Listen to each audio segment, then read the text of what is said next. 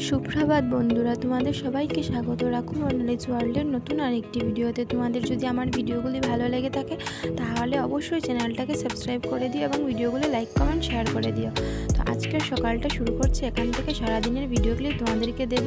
তো ঘুম থেকে উঠে ব্রাশ টাশ করে আমি এখানে ক্যালগস কর্নফ্লেক্স খেয়ে নিয়েছি। তারপর আমি সবার জন্য বানিয়েছিলাম আজকে পাস্তা।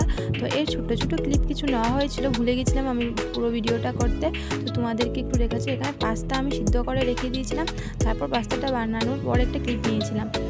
আর এখানে দেখো আমার শ্বশুরমশাই মানে বাবা, দেখো ওনার নাতি নাতনাদের নিয়ে বসে পড়েছেন কলা পাতা কেটে। আজ ওদেরকে নিয়ে একটু পিকনিক করতে, মানে ওদেরকে নিয়ে একটু খাওয়া দাওয়া মজা ফুর্তি করছেন। উনি তো সবসময় বাড়িতে থাকেন না, তাই যখনই বাড়িতে থাকেন ওদের সাথে একটু টাইম স্পেন্ড করেন। তো আমার শাশুড়ি মা এখানে পরিবেশন করছেন আর শ্বশুরমশাই সবাইকে নিয়ে খেতে বসে। ওদিকে দেখো বাচ্চারা কি একদম চঞ্চলামি করছে, তো তারা গল্প করছিল। তারপর আমি এখানে আমার টিউশনি করছিলাম, আমার স্টুডেন্টকে পড়াচ্ছিলাম।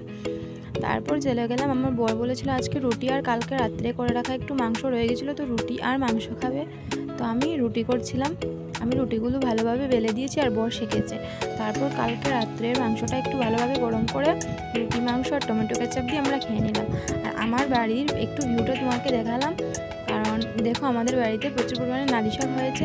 আর নালি শাক দেখাতে দেখাতে হঠাৎ গিয়ে দেখি বাপরে, আমাদের যে মুরগির ঘর আছে ওটার ভিতরে বড় বড় দুটো ডিম।